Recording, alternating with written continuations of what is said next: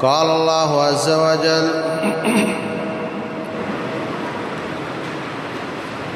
ربنا تقبل منا إنك أنت السميع العليم ربنا وجعلنا مسلمين لك ومن ذريتنا أمة مسلمة لك وأرنا مناسكنا وتب علينا إنك أنت التواب الرحيم۔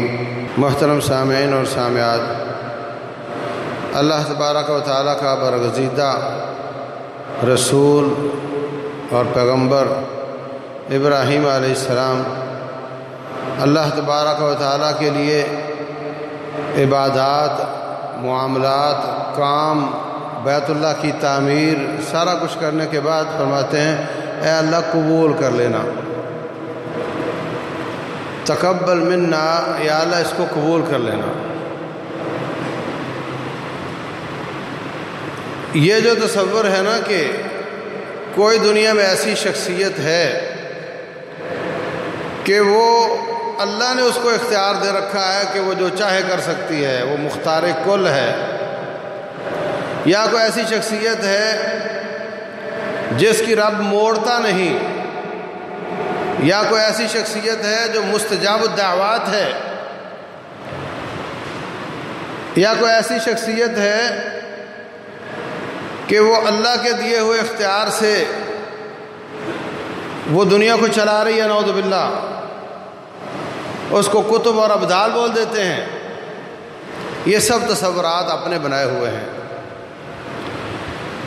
اللہ تعالیٰ کا خلیل ابراہیم علیہ السلام، جس سے رب کو سب سے زیادہ محبت ہے،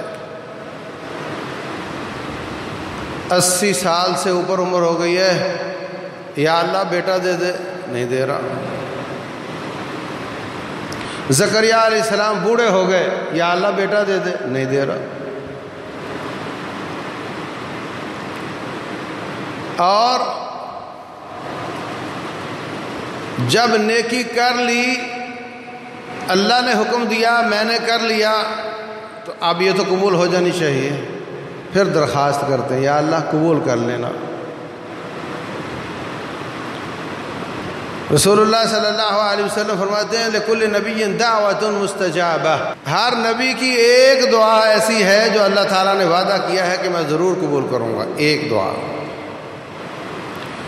ہر نبی کی ایک دعا ایسی ہے جس کو اللہ تعالیٰ نے وعدہ کیا ہے کہ میں ضرور قبول کروں گا۔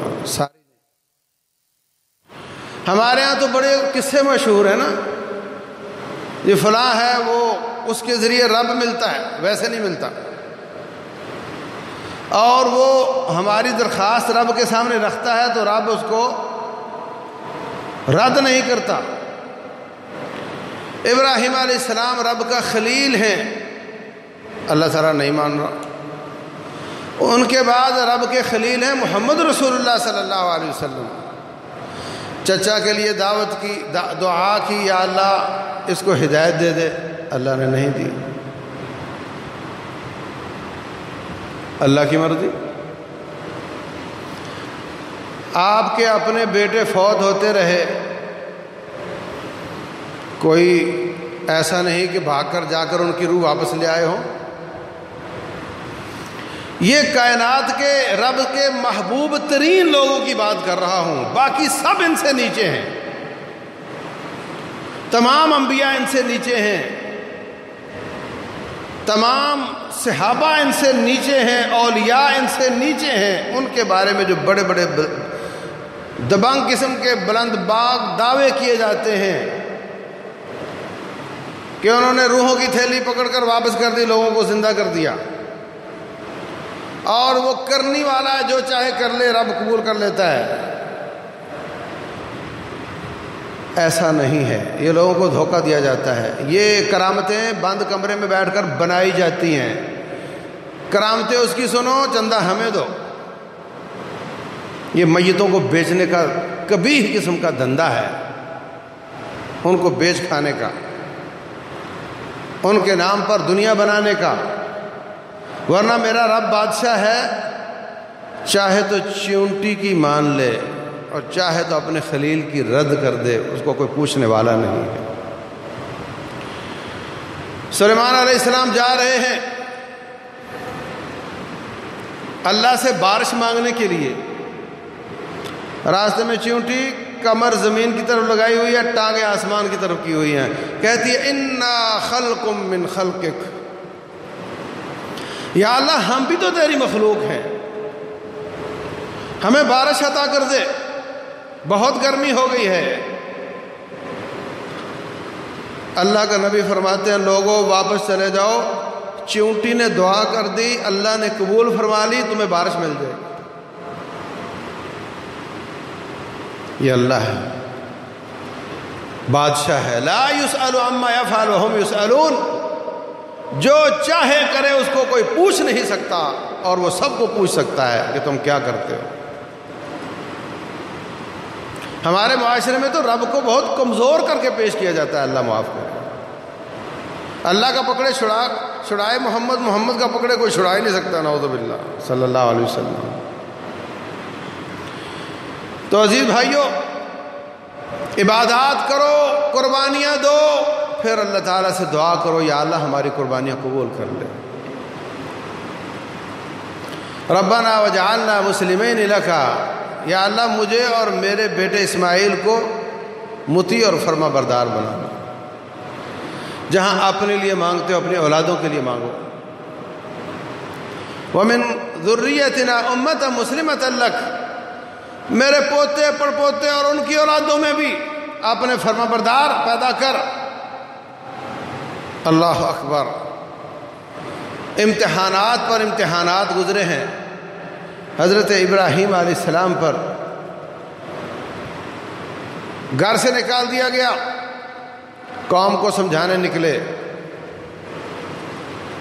زبان سے بھی دعوت دی، اچھے اخلاق سے بھی دعوت دی، پریکٹیکل طریقے سے بھی دعوت دی، لاجیکل طریقے سے بھی دعوت دی۔ نمرود اس زمانے کا بادشاہ، تفسیروں نے لکھا ہے کہ اس کا نام نمرود ہے، پکی بات نہیں۔ کس رب کی عبادت کرتے ہو؟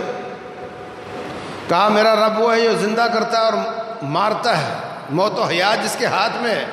کہتے یہ کون سا بڑا کام ہے؟ میں جس کو چاہتا ہوں پکڑ کے قتل کر سکتا ہوں، اور جس پر پھانسی کی سزا ہے اس کو معاف کر دوں، اس کو میں نے زندہ کر دیا، اس کو میں نے مار دیا۔ اب بات تو کچی تھی، اس پر لیدے ہو سکتی تھی، لیکن ہمارے پاس دلائل اتنے زیادہ ہیں کہ ہم بال کی کھال کیوں اتاریں؟ کہا اچھا تو میرا رب وہ ہے جو مشرق سے سورج نکالتا ہے، تو مغرب سے نکال کر دکھا۔ لاجواب ہو گیا، مناظرے کے ساتھ، لاجک کے ساتھ، عملی طریقے کے ساتھ اپنی قوم سے کہتے ہیں دیکھو یہ ستارہ رب نہیں ہو سکتا اس لیے کہ ڈوب جاتا ہے، یہ چاند اور سورج رب نہیں ہو سکتے اس لیے کہ ڈوب جاتے ہیں، یہ معبود تمہارے رب نہیں ہو سکتے، اپنے ہاتھوں سے بناتے ہو پھر ان کو اپنا خالق مانتے ہو۔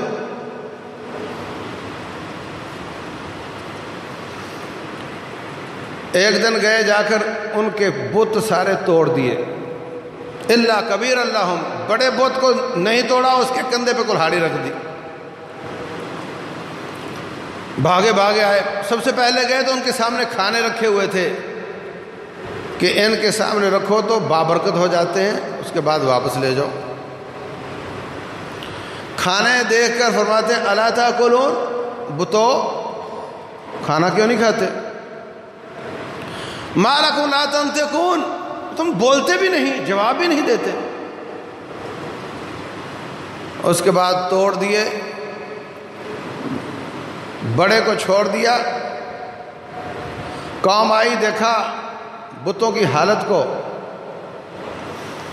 کہنے لگے یہ کس کا کام ہو سکتا ہے؟ وہ کہنے لگے کسی طرف جانے کی ضرورت نہیں، پورے معاشرے میں ایک ہی شخص ہے جو ان کا باغی ہے، اسی کا کام ہے، اسی کو پکڑو۔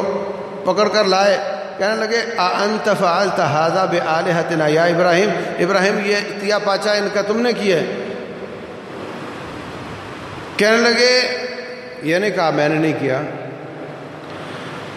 کہنے لگے بل فعلہ کبیرہم ھذا، جو گراؤنڈ ریئلٹی ہے وہ یہ ہے، حالات یہ بتاتے ہیں کہ یہ جو ایک بچا ہوا ہے اور ہے بھی بڑا، اور آلہ قتل بھی برآمد ہے، اور باقی سارے مرے ہوئے پڑے، اسی کا کام ہے۔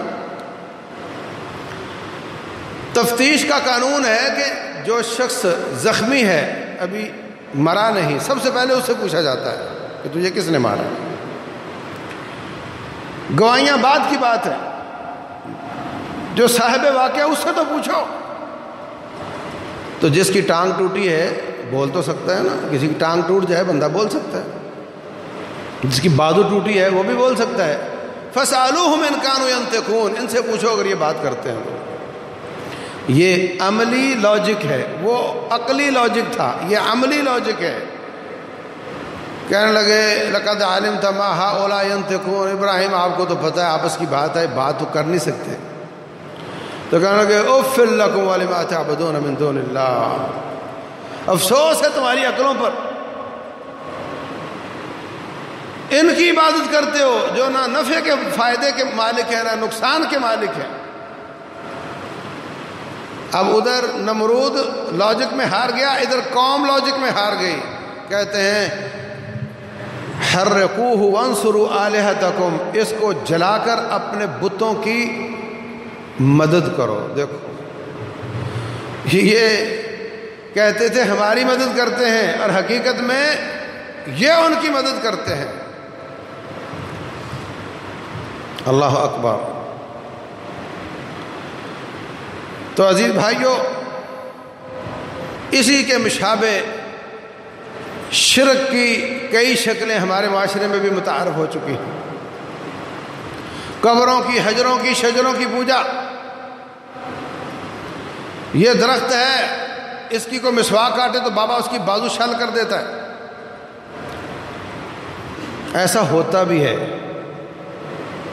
ایسا ہوتا بھی ہے، مگر سب کے ساتھ نہیں، ہمارے ساتھ نہیں ہوتا الحمدللہ۔ شیطان ان کو ڈراتا ہے جو ڈرتے ہیں، جو ڈرتے نہیں ان کو وہ نہیں ڈراتا۔ اللہ فرماتے ہیں انما ذالکم الشیطان یخوف اولیاءہ، یہ شیطان اپنوں کو ڈراتا ہے۔ فلا تخافوہم، میرے بندو تم نہ ڈرا کرو، وخافونی، تم مجھ سے ڈرا کرو، ان کنتم مومنین۔ اللہ اکبر۔ اللہ فرماتے تم مجھ سے ڈرو، اس سے مت ڈرو۔ ہمیں کوئی کچھ نہیں کہتا الحمدللہ، کوئی ہمارا بال بھی کا نہیں کر سکتا۔ چند سال پہلے سانگلہ ہل میں ایسے ہوا تھا، کہتے تھے ٹھیکیدار نے روڈ کا بنانا تھا، نہیں بنا سکا، یہاں تک مشینری پہنچتی ہے تو ٹوٹ جاتی ہے، اس لیے کہ بابے کا درخت درمیان میں ہے۔ تو آپ کے بھائیوں نے وہ کاٹ کر لے گئے گھروں میں، الحمدللہ کچھ نہیں ہوتا۔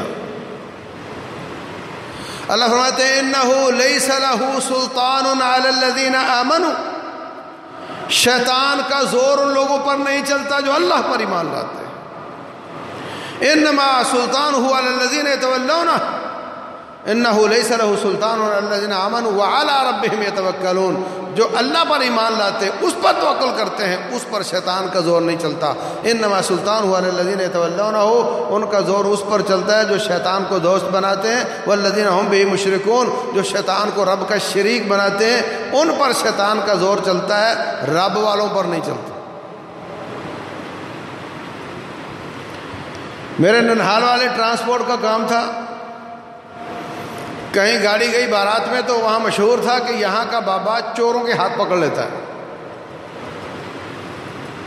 کسی کی بھی چوری ہو اس کو لاؤ، اگر چور ہوا تو بابا اس کا ہاتھ پکڑ لے گا۔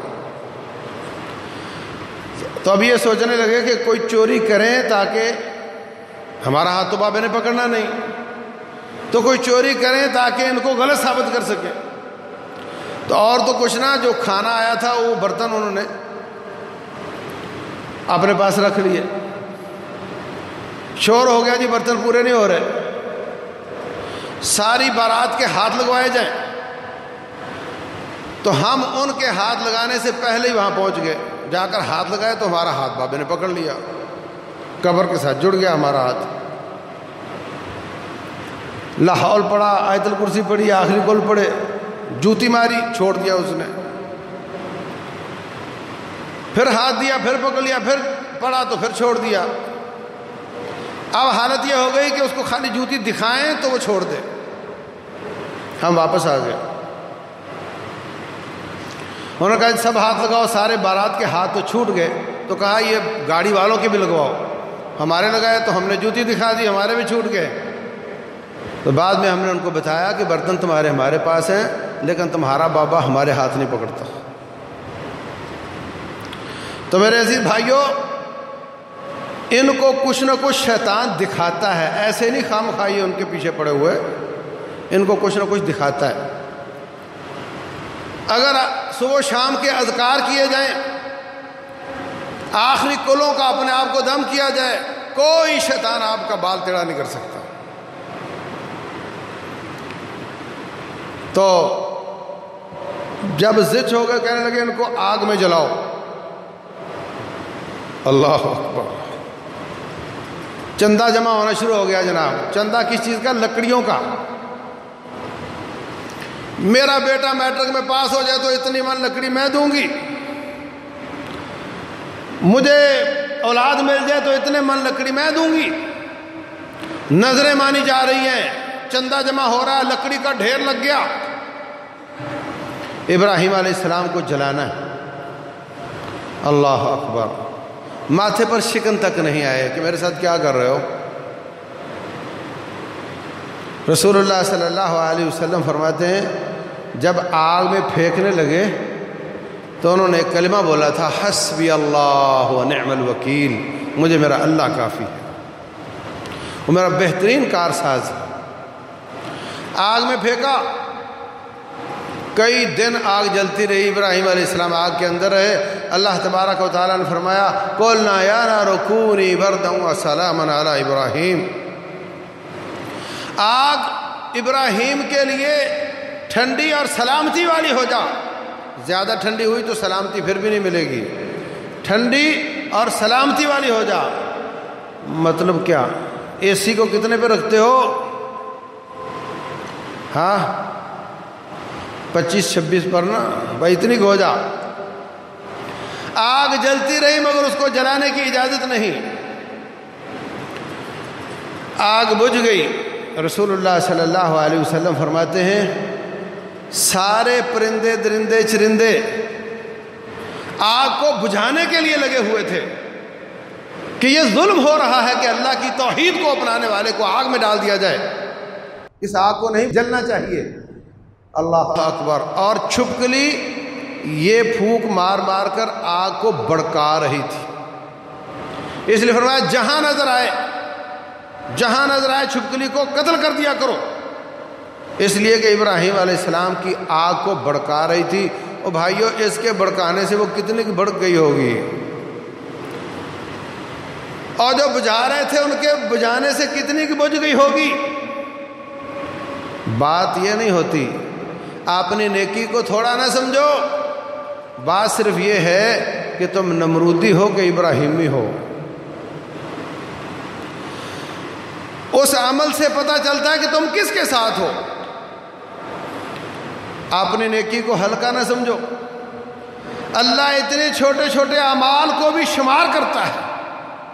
قیامت تک کے لیے کہا کہ چھپکلی کو قتل کر دیا کرو، اس لیے کہ یہ آگ کو بھڑکا رہی تھی۔ ابراہیم علیہ السلام باہر آ گئے، معلوم نہیں سند کیسی ہے، بعض مفسرین کہتے ہیں جی ان کے کپڑے جل گئے تھے، جسم کو کچھ نہیں ہوا۔ قیامت کا دن ہوگا، رب ذوالجلال فرمائیں گے، اللہ تعالیٰ فرماتے ہیں تبعثون یوم القیامت حفاۃ عراۃ غرلا۔ رسول اللہ صلی اللہ علیہ وسلم کا فرمان ہے قیامت والے دن تم ننگے بدنوں کے ساتھ، ننگے پاؤں، ننگے سر، بغیر ختنے کے جس طرح پیدا ہوئے تھے ایسے قبروں سے اٹھائے جاؤ گے۔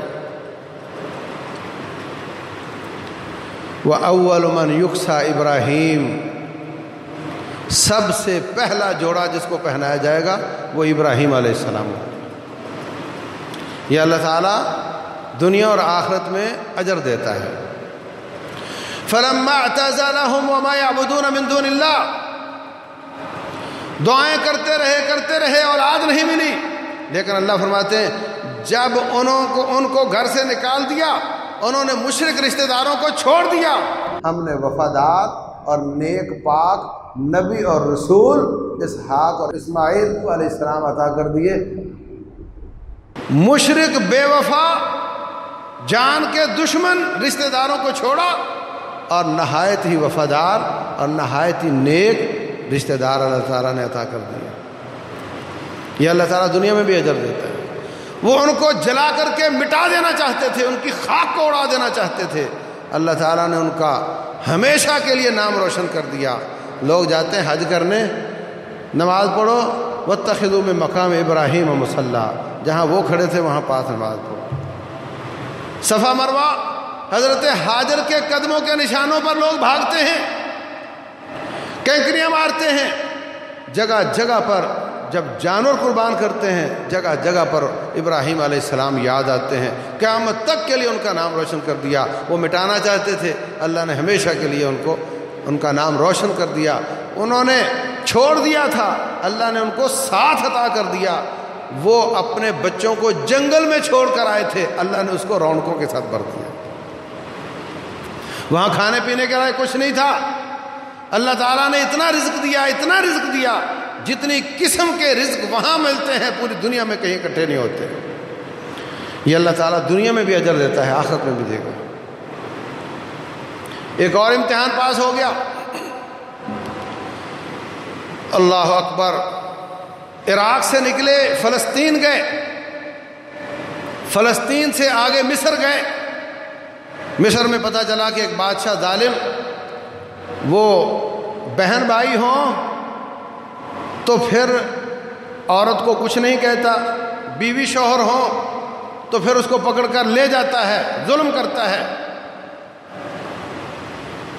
تو فرمانے لگے، وہ پکڑنے کے لیے آگے کہنے لگے یہ میری بہن ہے، یہ میری بہن ہے، اس لیے کہ ایمان پر دو ہی تھے، ایمان کی بہن ہے، آدم علیہ السلام کی اولاد کے حساب سے بہن ہے، تاکہ اس کے ظلم سے بچ جائیں۔ اس کو توریہ کہتے، اس کو جھوٹ نہیں کہتے۔ آپ نے پشاور جانا ہے، آپ کہتے ہیں اسلام آباد کی طرف جا رہا ہوں، بات تو درست ہے، جھوٹ تو نہیں ہے۔ آپ نے اسلام آباد جانا، آپ کہہ سکتے ہیں میں پشاور کی طرف جا رہا ہوں، بات تو درست ہے۔ رسول اللہ صلی اللہ علیہ وسلم مار کا لڑنے جاتے تو سیدھی بات نہیں بتایا کرتے تھے، کوئی نہ کوئی اس میں ایسا لفظ استعمال فرماتے کہ اس کے 2 سے 3 معنی بنتے ہوں، تاکہ لوگوں کو سمجھ نہ آئے، تاکہ دشمن تک میری بات نہ پہنچے۔ اس کو توریہ کہتے ہیں۔ ابراہیم علیہ السلام نے 3 جگہ پر توریہ استعمال کیا ہے۔ ایک تو بیوی کو بہن کہا، نمبر 2 کہا یہ بت میں نے نہیں بلکہ اس بڑے نے توڑے ہیں، صرف ان کو زج کرنے کے لیے۔ اور تیسرا کہا میں بیمار ہوں۔ بیماری تو کوئی نہ کوئی انسان کو ہوتی ہے، وہ سمجھے کہ اتنا زیادہ بیمار ہے کہ ہمارے ساتھ جا نہیں سکتے، اتنا زیادہ بیمار نہیں تھے۔ کوئی نہ کوئی بیماری تو انسان میں ہوتی ہے۔ تو یہ تینوں توریہ تھے، جھوٹ نہیں تھے، مگر وہ اللہ کے خوف سے ان تینوں مقامات کو اپنے لیے جھوٹ قرار دیتے ہیں۔ اور قیامت کا دن ہوگا، کائنات حضرت آدم علیہ السلام کے پاس جائے گی، سفارش کر دیجئے۔ وہ کہیں گے میں نے درخت چکھ لیا تھا، اللہ نے منع کیا تھا، آج میں کس منہ سے سفارش کروں؟ آپ نوح علیہ السلام کے پاس چلے جاؤ۔ نوح علیہ السلام فرمائیں گے میں نے بیٹے کی سفارش کر دی تھی، میں یہ کام نہیں کر سکتا، تم ابراہیم کے پاس جاؤ۔ ابراہیم فرمائیں گے علیہم الصلاۃ والسلام کہ میں نے 3 موقعوں پر جھوٹ بولا تھا، اس لیے میں رب کے سامنے کھڑا ہونے کی ہمت نہیں کرتا۔ یہ وہ 3 موقع جو توریہ تھے، وہ جھوٹ نہیں تھے، مگر وہ اللہ کے خوف کی وجہ سے اس کو جھوٹ قرار دے رہے ہیں۔ اور رب ذوالجلال فرماتے ہیں وَاذْكُرْ فِي الْكِتَابِ ابراہیم انہ کان صدیقا نبیا، میرا ابراہیم سچا نبی ہے، جھوٹا نہیں ہے، وہ انہوں نے جھوٹ نہیں بولے ہیں۔ یہاں پر پاکستان کے ایک مفسر نے کیا کیا، تفسیر لکھی تو کہا قرآن کہتا ہے سچا نبی ہے اور بخاری شریف کہتی ہے 3 بار جھوٹ بولا، بخاری کو کاٹ کے پھینک دو، قرآن کو مان لو، اس لیے کہ آیت حدیث سے ٹکرا رہی ہے، حالانکہ یہ ٹکرا نہیں رہی۔ اگر اس طریقے سے نبی کی احادیث کو کاٹ پھینکنا ہے تو پھر ان 3 توریات میں سے 2 تو خود قرآن میں موجود ہے، ان کو بھی کاٹ کر پھینکو نا۔ بل فعلہ کبیرہم، ھذا بھی قرآن میں موجود ہے، اور انی سقیم بھی قرآن میں موجود ہے۔ اگر یہ دلیل ہے بخاری کی حدیث کو رد کرنے کی تو پھر قرآن کی ان آیتوں کا کیا کرو گے؟ تو اس لیے ابراہیم علیہ السلام سچے نبی ہیں۔ وہاں گئے، بیوی کو وہ لے گئے، اللہ کے سامنے نماز کے لیے کھڑے ہو گئے، گڑ گڑا کر رونے لگ گئے، یا اللہ میری بیوی کی عزت کو بچانا۔ اس نے آگے ہاتھ بڑھانے کی کوشش کی، اس کا بازو شل ہو گیا، منت کی میرے لیے دعا کر دو میں ٹھیک ہو جاؤں۔ حضرت سارہ علیہ السلام نے دعا کی، ٹھیک ہوا، پھر آگے بڑھا، پھر ایسے ہوا، پھر آگے بڑھا، پھر ایسے ہوا، آخر کار منت کی، جان چھڑائی اور ساتھ اپنی لونڈی ہاجر کو دے دیا، اس کو بھی ساتھ لے جاؤ۔ واپس آئیں، اللہ تعالیٰ نے محفوظ بھی رکھا، لونڈی بھی مل گئی۔ کہنے لگی اتنی دیر ہو گئی ہے، اللہ نے اولاد نہیں دی تو یہ لونڈی میں آپ کو دیتی ہوں، ہو سکتا ہے اللہ تعالیٰ اس سے اولاد دے دے۔ ایسا ہی ہوا، اللہ تعالیٰ نے حضرت ہاجر سے اسماعیل علیہ السلام عطا کیے، اور اس کے بعد اللہ تعالیٰ نے بوڑھی بانجھ حضرت سارہ کو بھی اسحاق علیہ السلام عطا فرما دی، قربانی دی، اس کا اجر دنیا میں بھی مل گیا۔ یاد رکھو جتنی نیکیاں ہیں، جتنے نیکی کے کام ہیں، نماز ہے، روزہ ہے، حج خیرات ہے، لوگوں کا تعاون ہے، تمام کا اجر اللہ تعالیٰ دنیا میں بھی دیتا ہے، آخرت میں بھی دیتا ہے۔ فرمایا من عمل صالحا من ذکر او انثى وهو مومن، جو کوئی بھی نیکی کرے گا ایمان کی حالت میں، فَلَنُحْيِيَنَّهُ حَيَاةً طَيِّبَةً، ہم اس کی زندگی کو حیات طیبہ بنا دیں گے، وَلَنَجْزِيَنَّهُمْ أَجْرَهُمْ بِأَحْسَنِ مَا كَانُوا يَعْمَلُونَ، اور آخرت میں بھی بہترین اجر عطا فرمائیں۔ کوئی نیکی کا اجر رب ذوالجلال ایسا نہیں کہ دینا، ہر دعا تقریباً اگر کوئی مانے نہ ہو تو قبول ہوتی ہے، اور ہر نیکی کا اللہ تعالیٰ اجر دیتا ہے، حتیٰ کہ کافر ہو، مشرک ہو، رب کا باغی ہو، لوگوں کا تعاون کرے، لوگوں کے ساتھ خیر کا کام کرے، اللہ اس کا اجر بھی اس کو دنیا میں ضرور دیتا ہے۔ ہر نیکی کا اجر اللہ دنیا میں بھی دیتا ہے، آخرت میں بھی دیتا ہے۔ یہ بہت بڑی بات ہے کہ اپنے شوہر کو ایک لڑکی دے دینا اور اس کا اجر کیا ملا؟ معجزہ ہوا، فرشتے آئے، ابراہیم علیہ السلام نے ان کو بچھڑا بھون کر دیا، کہنے لگے کھاتے کیوں نہیں؟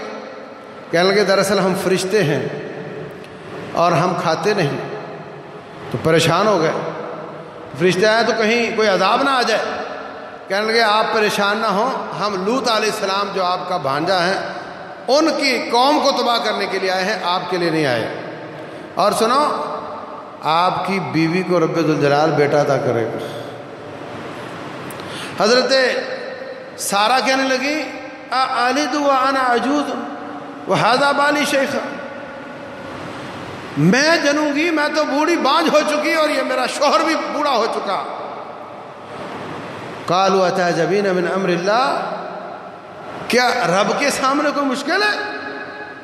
اللہ کے حکم پر تعجب کرتی ہو؟ اللہ تعالیٰ آپ کو اولاد عطا فرمائے گا۔ ان کے بعد حضرت اسحاق علیہ السلام کی اولاد سے ہزاروں نہیں دسیوں ہزار نبی پیدا کیے اللہ تبارک و تعالیٰ، دسیوں ہزار نبی پیدا کیے، اور حضرت اسماعیل کی اولاد سے صرف ایک محمد مصطفیٰ پیدا کیے صلی اللہ علیہ وسلم، اور جن کو اللہ تعالیٰ نے خاتم النبیین بنایا۔ تو یہ دیکھو قربانی کی تاثیر کہاں تک جا رہی ہے. قربانیاں انہوں نے دیں لیکن تاثیر کہاں تک جا رہی ہے.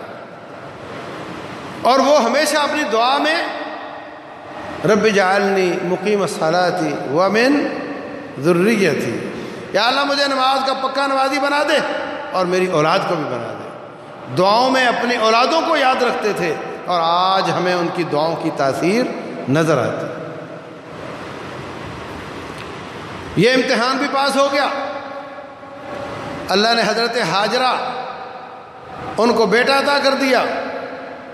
اللہ نے فرمایا اس کو اور اس کی ماں کو بیت اللہ کے پاس چھوڑ دے. یہ ایک اور نیا امتحان آ گیا. اتنی دیر بعد ملا میں اپنی آنکھیں ٹھنڈی کروں. عورت اس حالت میں کمزور ہوتی ہے، اس کو تعاون کی ضرورت ہے. جنگل میں چھوڑ کر کیسے آ جاؤں؟ بات سمجھ نہیں آتی، عقل نہیں مانتی.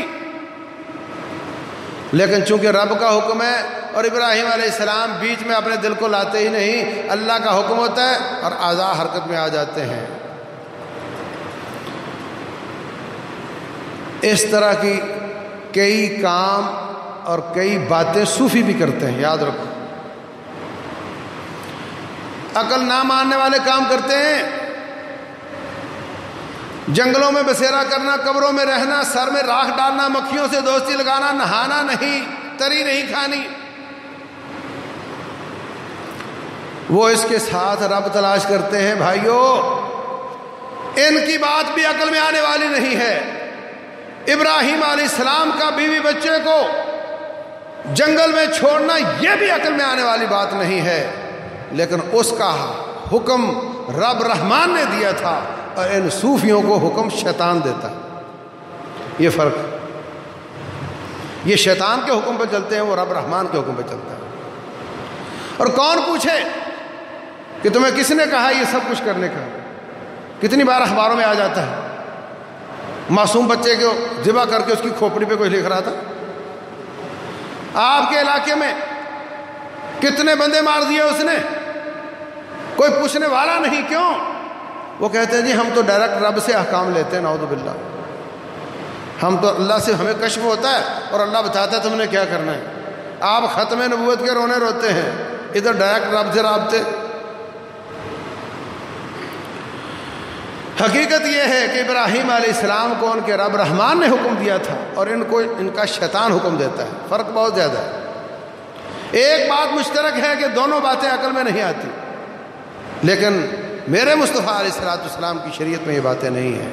فرمایا لا رہبانیت فی الاسلام، اسلام میں رہبانیت ہے ہی نہیں.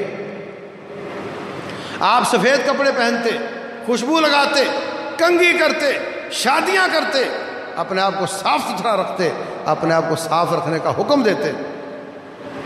استنجا کرنا، غسل واجب کرنا، وضو کرنا، ناخن ترشوانا، یہ حکم ہے، فطرت کے تقاضے ہیں.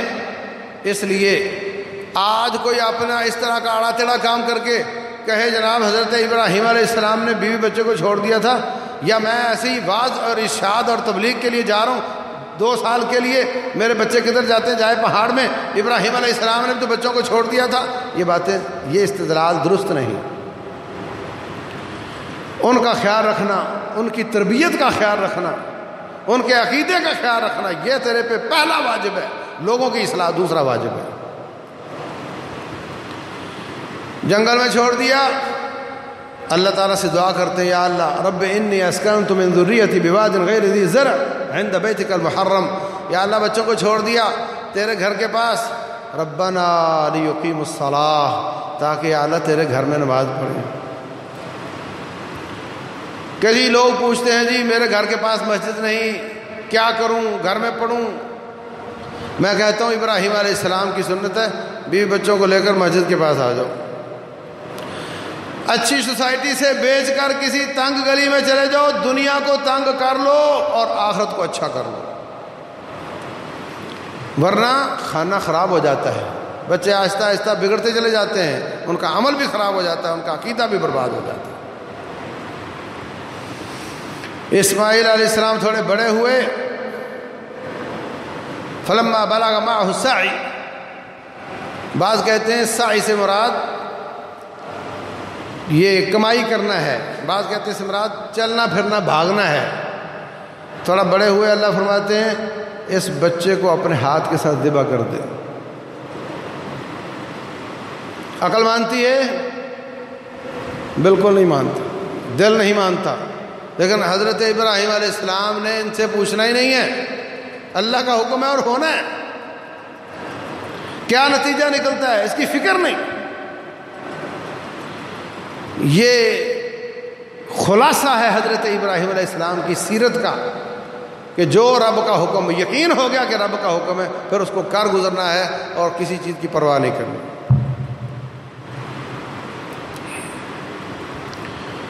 بیٹے کو لے جا رہے ہیں ذبح کرنے کے لیے، بیٹے میرے خواب میں آیا کہ میں آپ کو ذبح کر رہا ہوں۔ بیٹا کہتا ہے افعل ما تؤمر ستجدنی انشاءاللہ من الصابرین، خواب نہیں، جو اللہ کا حکم ہے وہ کر گزریں، یہ اللہ کا حکم ہے، میں صبر کروں گا۔ فلما اسلما، اگر بیٹے کو نہ بتاتے ایسے جا کر ذبح کر دیتے، ان کو ذبح کرنے کا اجر ملتا، اس کو ہونے کا نہیں ملتا، اس لیے ان کو بھی تیار کیا۔ بڑے لوگ ہیں، ابا بہت سخی ہوتا ہے، بچوں سے چھپ کر اپنا پیسہ رب کے راستے میں دیتا ہے، دیکھا کبھی آپ نے؟ اولاد سے چھپا کر رب کے راستے میں دیتا ہے، اور اس کے دنیا سے جانے کے بعد وہ راستہ بند ہو جاتا ہے۔ اپنی اولادوں کا ذہن بناؤ جیسے ابراہیم علیہ السلام نے اپنے بیٹے کا ذہن بنایا، ان کی ذہن سازی کرو، ان کے ہاتھ سے دلوایا کرو تاکہ ان کو اجر بھی ملے، ان کی تربیت بھی ہو، تاکہ تیرے دنیا سے چلے جانے کے بعد یہ راستہ بند نہ ہو۔ فلما اسلما، جب دونوں تیار ہو گئے، دونوں رب کے حکم کے سامنے سرنڈر ہو گئے، وَتَلَّهُ لِلْجَبِينِ، بچے کو الٹا لٹا دیا، وَنَادَيْنَاهُ أَن يَا إِبْرَاهِيمُ، ہم نے آواز دی، اللہ فرماتے ہیں ہم نے آواز دی، او ابراہیم قد صدقت الرؤیا، لوگ میرے واضح قسم کے حکم نہیں مانتے اور تو میرے اشاروں پہ چلتا ہے۔ خواب اشارہ ہی ہوتا ہے نا، کہتے ہیں عقل مند کے لیے اشارہ کافی ہوتا ہے۔ کیسی عقل ہے، کیسی سمجھ ہے، تو میرے اشاروں کو پورا کر رہا ہے۔ آسمان سے اللہ تعالیٰ نے